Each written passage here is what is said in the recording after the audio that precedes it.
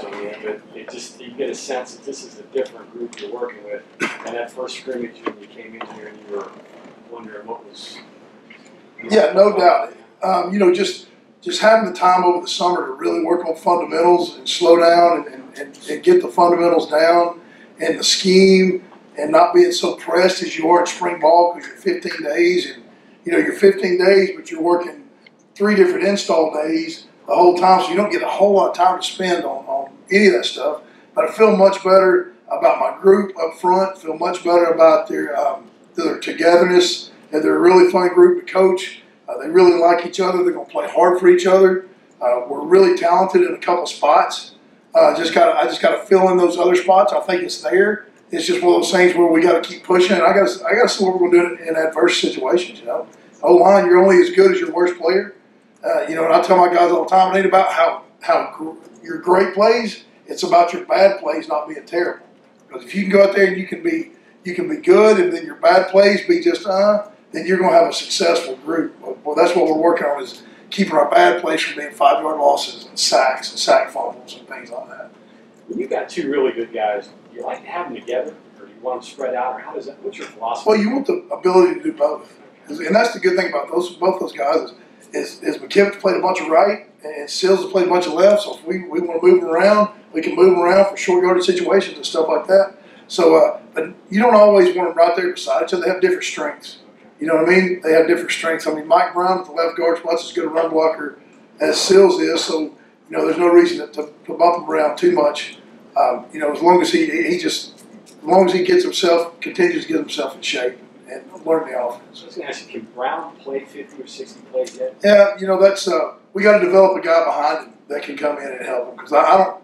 It's not that he can't do it. It's just I'm afraid he loses his focus when he gets really, really tired. And he's worked really hard. I mean, the kid didn't play at all last year, was injured, and has never played, never played high school ball. So he hadn't played a whole lot of football. You know, so you're dealing with a kid that's basically played just spring ball in this. And, you know, he's really developing well. He's working really hard. He's a hard-working kid. So I look forward to him being a good player there. Colton mentioned helping teach the guys over the summer, he and Josh doing that. Did you see progress from the other people, that some of these improvements you think came from summer work? Yeah, no doubt. Like Colton is a really reserved kid, really reserved guy. He's a really hard worker. He's kind of guy that sets the tone about how hard he works, what he does instead of what he says. And we've worked really hard since we've been here about getting him to develop to be more vocal. And he's done a good job. But we have the player practices where they go out there and they coach them and they teach them. And, you know, when you got 2 guys like that, I've been in places before where you don't really have any true leadership, and those player practices are not very good. But here, he having those 2 dudes have been really good, and also Wickline. I mean, he's a kid that's grown up around football his whole life. You know, you got those 3 guys out there running a player-led practice. And you got 3 guys that know what they're doing, and everybody listens to them. But, yeah, I can see, you know, those guys have done a really good job of bringing the whole group together. The development behind Brown, how's that going? And sort of piggybacking on that, Hughes, it looks like he's mixing in with the 2. Yeah, you know, Gamitter, you know, to be a kid, he's one of the most explosive, strongest guys in the program in the weight room. But he's always been a D-line. He played a little bit of O-line in high school, but it wasn't real. You know, it wasn't like the true, you know, dedicated O-line, because he's had to play both ways and all that stuff. So this is really his first. You know, he's just now going into practice number 17 of ever being an O-line, and he's really come along. He's had a really good summer. Like I said, his strength and his ability is no doubt. It's just learning to play, you know, O-line with your feet wide, and you know, instead of putting your feet together and just running like a D lineman is a bit of you know, a struggle. But I can already tell now, even though we haven't got pads on, he is starting to feel the position and what to do, and he really wants to do it. He's the guy I'm trying to develop, you know, to maybe split those reps with Mike to get us through a game. So he's done real well. And, you know, John Hughes, I think, was a really good get for us. He can play the tackle spot. He can play the guard spot. He's athletic. He's got his pass set looks really good. You know, of course, we haven't put on pads yet, and he's a guy that's hadn't had the, you know, the full off year of training, you know, like everybody else. So physically, I don't know if he's going to be as strong as what we want him to be. I know he's not going to be as strong as what we want him to be, but is he going to be strong enough to get the job done? We'll find out. He's definitely athletic enough. Matt, offensive scheme-wise, how much change is there from the spring where you saw all right, we're just not going to be very good at this, toss this, add this. Is there a lot of that or not much of that? It was more about not saying we're not going to be. There wasn't a whole lot of not saying we're not going to be good at this. We saw some things we thought we were a little better at than what we thought we were going to be. Some run schemes, we're like, hey, because it's all about our backs on the offense. And what are they good at? What are these dudes? Because we got some really good dudes in that room. What are they most comfortable with? They're like outside runs. Are they more of inside run? Are they, what do they like to do? So we're going to develop the offensive line a lot around what those guys are really good at. But yeah, there was some more of like, hey, let's concentrate a little bit more on this than maybe what we've done in the past. So there was some of that, but we really didn't just trash anything. We may have come up with a couple schemes that we're going to try this fall to say, hey, do these fit us? Whether we want to use them or not. But normally we'll go into a game with no more than 5 run schemes. So we really narrow things down when it comes to game planning. Yesterday, Neil said coming out of spring, receiver was a spot that was particularly thin depth-wise. You guys have added some players. Where are you at with that group? I really feel good about the energy we brought in. George has come in, he's brought in great energy. He's, that room I can see has definitely gotten better. And they've added to the size of the room. I mean, the speed of the room is good. There's a couple guys that can really run, but when you look at the overall size of that room, I mean, we've got some guys that are, 6'3" plus. There's a lot of those guys. And, you got to be able to go and win the 50-50 balls with those guys. So I feel like that room's much better. And, of course, just understanding the signals and the formations and the alignments, where there's a lot more to it than just like getting a huddle, calling a play. I mean, you got so many signals, you got different tempos, there's so many things that you just can't teach over 15 days, and get good at. You know what I mean? So a lot of times in spring we look like we were just mass confusion, and it's looked a lot better these past couple of days of lined up in formations and personnels and things like that. Yeah, you have all these marquee positions on offense, skill guys, right? But you all have used that as back. Mm-hmm. In the past, and it seems like you have some bodies here, maybe for you. Yeah, we do, and we've added one with Jack Knipper. We've added a transfer, and he adds probably a little bit more athleticism to the room.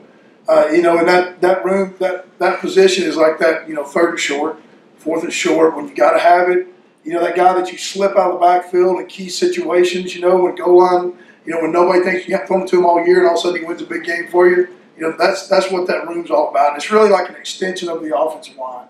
It's kids that are there.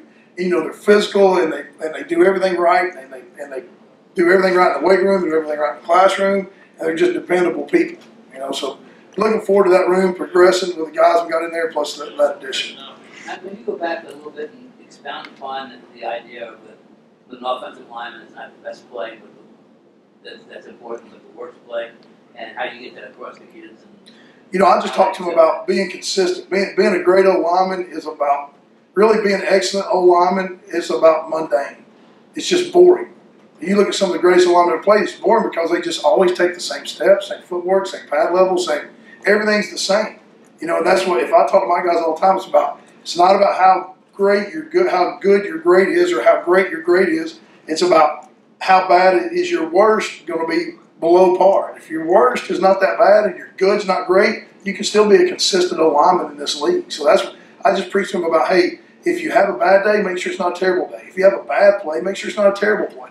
If you go the wrong way, don't completely whiff the guy and let him get a sack. Go the wrong way, fit on the guy, at least block the guy that you're going the wrong way. I'm just over and over about being consistent. That's what we talk about all the time is consistency.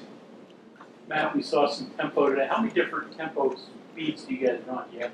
Well, basically, sometimes and it's really hard in this league. A lot of people do a really good job with tempo, and it's so hard to see on film because their video department does such a great job of cutting the play to right before the play's run, so you can't really tell. You have to look at some key things like where's the official. If he's backing his butt up the ball snap, they're playing fast, right? So we've got some stuff where we want to always give the illusion that we're playing fast, and that sometimes we play fast, sometimes we get lined up fast, and we don't play fast. So that's really what we try to do, where it used to be just as fast as you could go all the time. It's hard to do that with the formations and motions that we're doing now.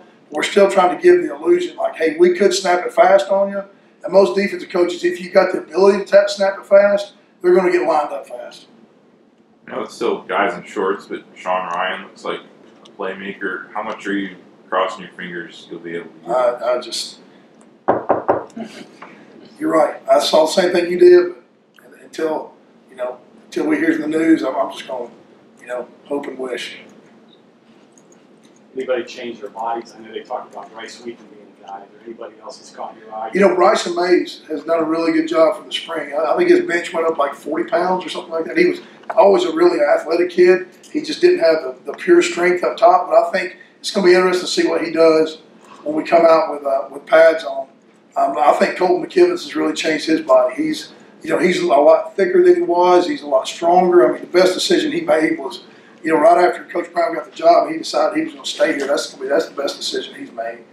But he had a really good off season. Seals had a really good off season. He's trimmed down a little bit. I mean, you probably won't tell by looking at him, but he had, he's upped his cardiovascular. Wickline's put on some weight and he's held it. He's always been a thin guy, but he's over 300 and he's holding it strong and had a really good off season. So I'm looking forward to those guys to see what they do when the pads are on. You may not have a bunch of guys, but you've got 2 possible NFL guys. I do. And so there's a good thing to build around. Right? Yes, I promise you, I've coached with a lot worse. I've coached with a lot worse guys, but yeah, I feel we just got to develop some depth. We got to have some young kids. We got 2 true freshmen that have a lot of talent. With Yates and Moore, both those kids are showing. Yates just got here, but he's a really good-looking dude, and he's athletic. And he's really far behind just because it took him a while to get all his eligibility worked out. But both of those guys are young guys that are going to be really good players. I was talking to somebody that knows football and said usually a good offensive line, you have to have somebody that you don't know about develop. Do you buy that? Somebody's got to emerge and they have a good offensive line? Yeah, we need Mike Brown to be that guy. Okay. We need Wickline to be that guy, and we need Chase to be that guy. We need those 3 guys to step up and go, whoa, one of those 3 guys need to be great, and the other 2 need to be good. Because they're all 3 completely unproven. So we got to have one of those guys that's got to really step up. Yates, Moore down the road, those guards, tackles, maybe both? Tackles. Both of Moore, I got him playing right guard, and Yates playing left tackle. And he's a long way off, but just looking at him, watching him move, it's like, yeah, that kid's got a chance. He's going to, if we can get both those kids by game 4, they're able to play in their 4 games. And I just see it down the road in the future of having a chance of having some good depth, some really good young players. Beaver, is Beaver inside, outside? Where Beaver's playing guard. He's playing guard. He's still a ways away, but he's playing guard. Who's your second most reliable snapper right now? I would say still he's probably my second most reliable sniper. And it's going to be interesting to see what Bryson does. But still, he's, as far as what to do, how to do it, all that stuff. I mean, he's got the same issue I had when I was in college. Just missing about 6 inches. He's just not real tall, but he's a good player. I wouldn't hesitate to put him in a game. I mean, he's going to know what to do, how to do it. He's going to get a good snap back there, and he's just got to continue. He's still a young player too, a redshirt freshman, so he's still got a lot of time to develop his body. Anybody? Thank you very much.